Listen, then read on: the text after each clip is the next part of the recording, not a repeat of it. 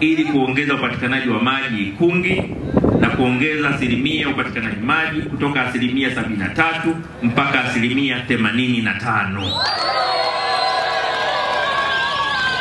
Pili, tutaendelea kutekeleza mtandao wa kitaifa wa maji kutoka Ziwa Victoria ili ufike Ikungi.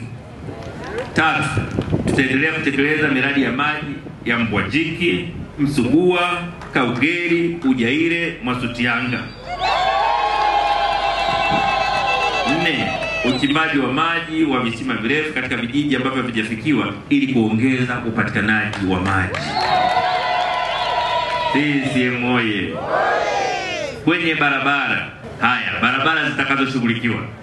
Ya kwanza, ujenzi wa barabara za Ikungi mjini kwa kiwango cha lami kilomita 5.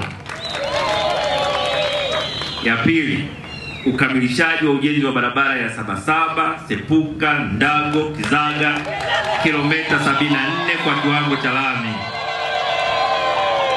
CCM oye!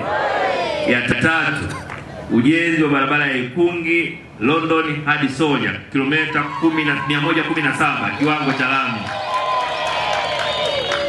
4, ujenzi wa barabara ya Singida Magereza Mtunduru Iyumbu kwa kiwango cha lami kilomita 113.